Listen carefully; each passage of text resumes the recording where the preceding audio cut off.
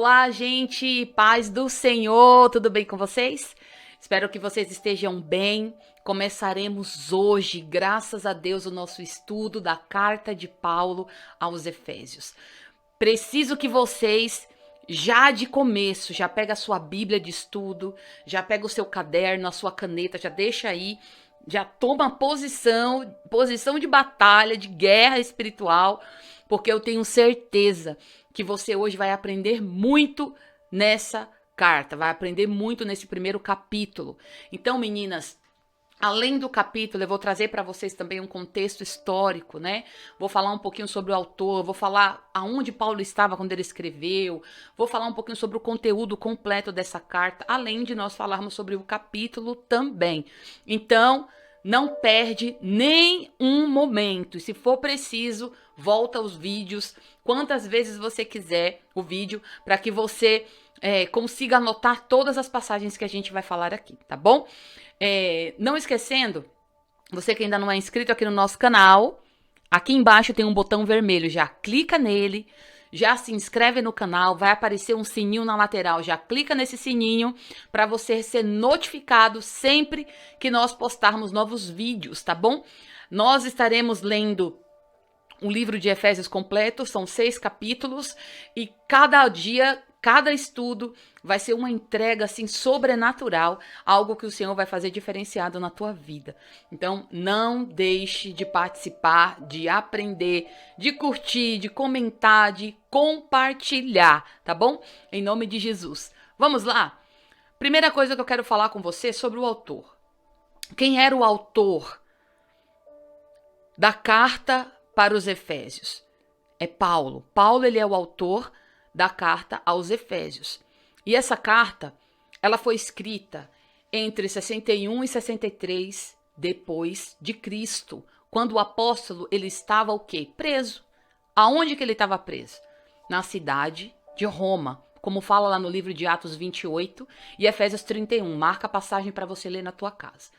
Efésios, ela era uma cidade portuária, muito próspera, era uma cidade realmente muito movimentada, mas ela era uma cidade idólatra, que tinha um dos seus símbolos, né, suntuoso, que era um santuário da deusa Diana, né, era um santuário da deusa Diana, um santuário imenso. Talvez esse era o maior edifício do mundo grego antigo, ele era considerado como uma das 8 maravilhas do mundo antigo, né? Então, querida, tinha uma peregrinação muito forte, porque era a idolatria, era a idolatria a essa deusa que movimentava o comércio e gerava lucros para as pessoas dali, né? Isso você lê lá no livro de Atos 19 também. O evangelho mesmo, o evangelho de Jesus Cristo, ele chegou a Efésios em 53 depois de Cristo.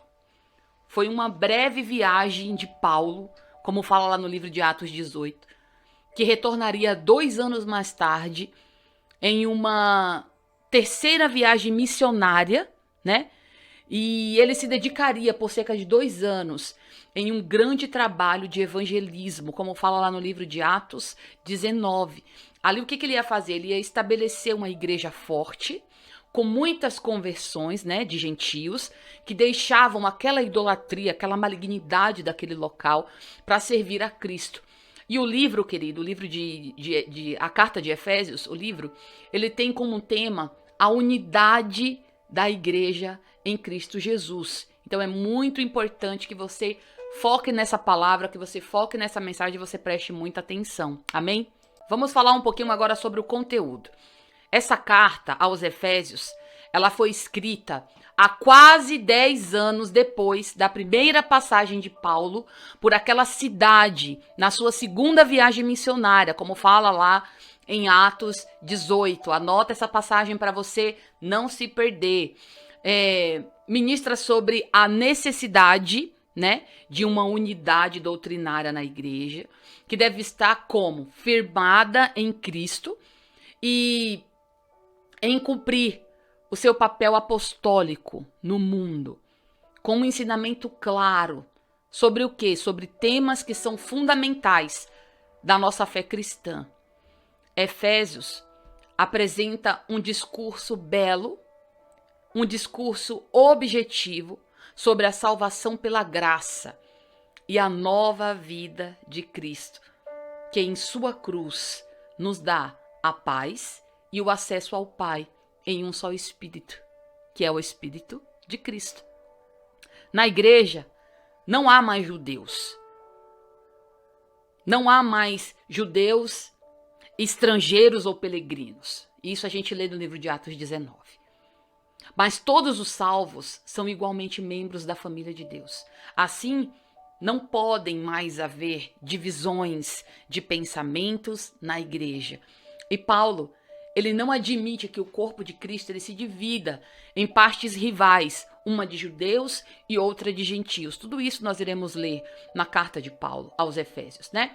Os chamados apostólicos, eles são apresentados justamente como instrumento de Deus para evitar a divisão e para aperfeiçoar a igreja em servir, em edificar a obra do Senhor, para que os irmãos eles vivam em comunhão do Espírito e também em pensamento. E eu quero falar para vocês rapidamente quais são esses chamados apostólicos que também nós iremos ler. Apóstolos para a direção do corpo, pastores para cuidados, mestre para a formação, evangelistas para a salvação, profetas para testemunho da palavra. Queridas, deve haver uma só igreja unida em Cristo, conhecida pela unidade da fé, pela comunhão, pela santidade. Seus membros, ele deve ser cheios do Espírito Santo, vencedores da batalha espiritual. Sabe por quê? Porque Paulo ensina os componentes de uma armadura espiritual. E essa armadura, ela te faz resistir ao inferno. E ela te faz vencer as batalhas da igreja. Essa armadura, ela está composta por verdade. Ela está composta por justiça, pela paz, por fé, por salvação, palavra de Deus, oração e também intercessão. A igreja apostólica são formadas pelos chamados ministeriais que são apostólicos, que interagindo entre si, essa é uma analogia que explica a igreja como um organismo vivo. E este corpo, ele tem a necessidade de comunhão. Esse corpo, ele tem a necessidade de envio, supridos pela formação, que dá direção espiritual, profética, como sinais, curas, de deformações. Intercessão, que interfere no mundo espiritual a favor dos santos. E a adoração, que leva a igreja a habitar na presença de Deus. Agora vamos começando a nossa leitura do livro de Efésios, a carta de Paulo aos Efésios. Daí da sua casa com a sua Bíblia, tá bom? Vamos lá. Efésios capítulo 1, versículo 1, 2 e 3. Versículo do 1 ao 3 fala assim: Paulo, apóstolo de Cristo Jesus, pela vontade de Deus, aos santos e fiéis em Cristo Jesus, que estão em Efésios, a vocês, graça e paz da parte de Deus, nosso Pai, e do nosso Senhor Jesus Cristo.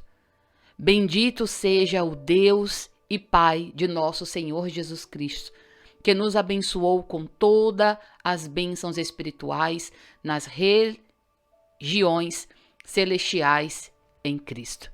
Você vê que Deus, ele é aquele que também nos abençoa. O Senhor, ele derrama sobre mim, sobre você, bênção sem medidas, não é? Toda sorte de bênção está sobre a mim e sobre a tua vida. Isso é a palavra de Deus quem fala, não é a pastora Renata. É a palavra de Deus. Vamos lá, versículo 4. Porque Deus nos escolheu. Olha, meu Deus, que palavra, não é? Deus te escolheu, querida.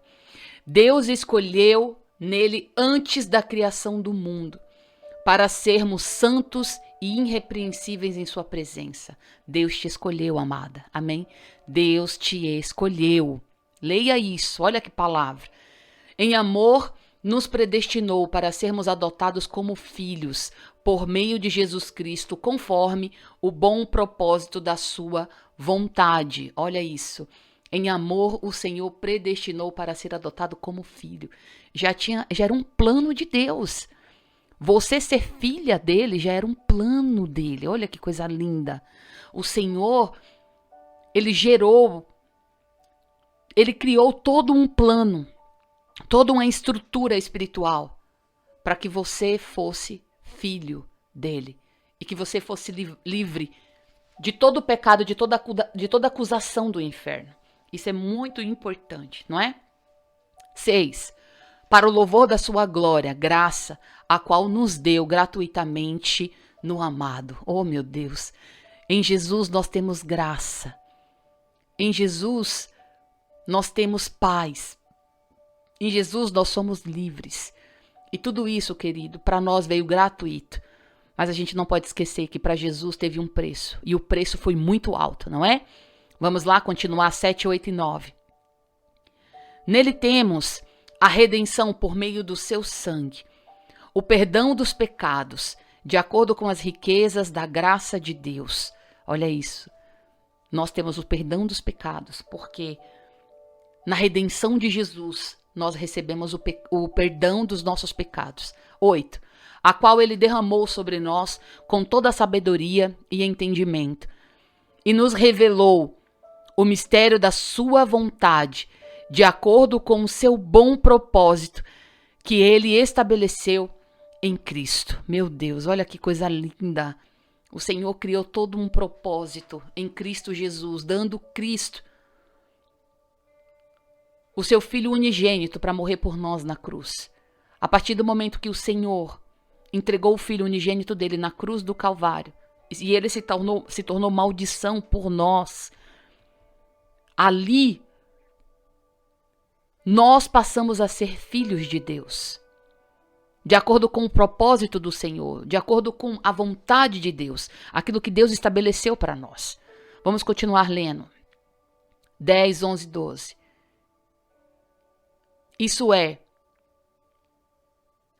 de fazer convergir em Cristo todas as coisas celestiais ou terrenas, na dispensação da plenitude dos tempos.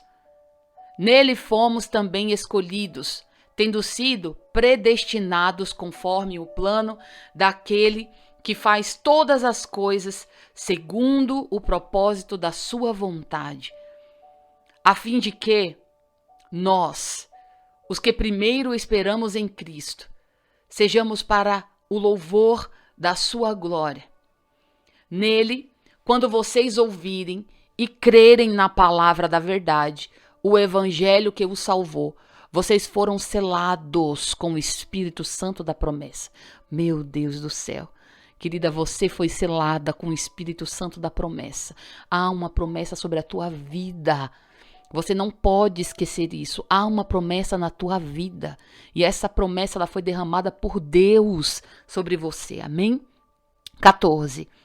Que é a garantia da nossa herança até a redenção daquele que permanecem a Deus, aqueles que pertencem a Deus, para o louvor da sua glória. Por essa razão, desde que ouvi falar da fé que você tem no Senhor Jesus, nosso amor, que demonstra para com todos os santos, não deixo de dar graças por vocês, mencionando-os em minhas orações.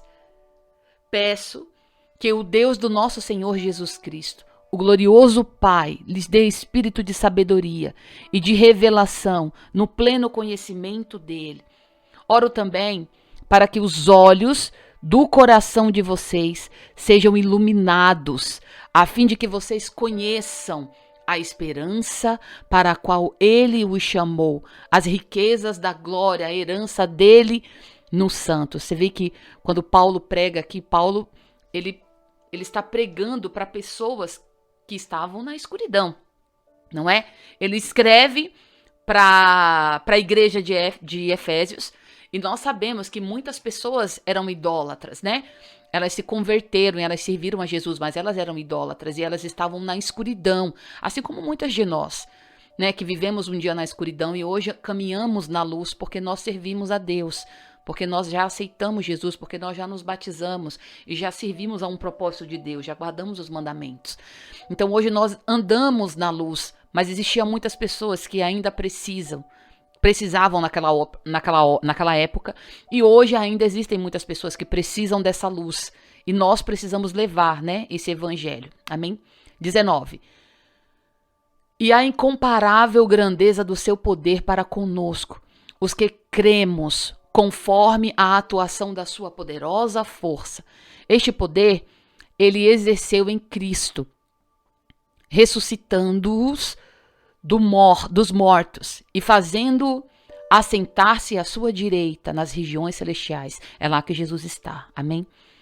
Muitos acima de todo o governo e autoridade, poder e domínio, e todo o nome que se possa mencionar, não apenas nessa era, mas também na que há de vir. Deus colocou todas as coisas debaixo dos seus pés e o designou como cabeça de todas as coisas para a igreja. Meu Deus do céu, olha, Cristo é a cabeça da igreja, queridos. Cristo é a cabeça do corpo. É por ele que nós devemos caminhar juntos. É por ele que nós devemos fazer a obra. É por ele que nós devemos caminhar como corpo de Cristo. Porque ele é o nosso cabeça. Amém? 23. Que é o seu corpo, a plenitude daquele que enche todas as coisas, em todo e qualquer circunstância. Amém? Meu Deus, essa palavra é uma palavra, meninas, transformadora. Amém? É algo assim revelador, algo revelador. Vocês viram como esse capítulo é abençoado? Quantas coisas nós aprendemos apenas no primeiro capítulo da carta de Paulo aos Efésios? Algo assim sobrenatural, querida. Eu quero trazer uma explicação espiritual para vocês agora, desse capítulo que nós lemos. Presta muita atenção. Pela graça, temos acesso às bênçãos e à lei de Cristo. E isso, amadas, acontece quando nós conseguimos seguir os mandamentos do Senhor Jesus. E quando nós estamos em aliança superior nele. Sabe por quê? Porque as bênçãos, elas são baseadas na aliança. A aliança, ela é uma forma pela qual nós nos relacionamos com Deus. E estamos enxertados na verdadeira videira, pela aliança do sangue de Jesus Cristo. Presta atenção. Nenhuma das promessas em nossas vidas deixará de se cumprir. Amém? A marca do sangue de Jesus. Temos aquilo que o ímpio não tem. Uma chuva de bênçãos. E essas bênçãos, elas são decorrentes de quê? Da obediência que temos em Cristo Jesus. Quando há um posicionamento de acordo com uma verdade espiritual, de que nós já fomos abençoados, não podemos viver uma vida medíocre, baseada nas más notícias, baseada na religiosidade. Não dependemos de lugar ou de situações. Nós levaremos as bênçãos para todos os lugares. Nós, cristãos, temos de assumir não um lugar físico, mas sim o nosso lugar de honra e de autoridade, que é à direita do Pai. Sabendo que agora o Senhor, que repousa sobre nós e que nos foram desvendados os mistérios da graça. Então, amadas, por meio da morte de Jesus, pelo derramado seu sangue, fomos libertos do domínio de Satanás e levados para o seu amor imerecido. Recebemos sabedoria e prudência contra todo o mal, que um dia teve força contra nós. Antes de termos formas no ventre de nossas mães, já éramos escolhidos para viver o Espírito, sendo este um plano original de Deus. A total comunhão entre eles e o homem. Com o propósito de quê? De ser estabelecido em Cristo. Todos os propósitos de Deus para o homem, eles foram resgatados. Oh, meu Deus. Isso é maravilhoso demais, querida. Olha isso. O selo do Espírito é uma marca que já está sobre o servo de Deus, que é reconhecida diante do mundo espiritual por anjos e demônios. E este selo é um símbolo de segurança. Sabe por quê? Porque somos do Senhor e nós estamos seguros, porque nós estamos nele.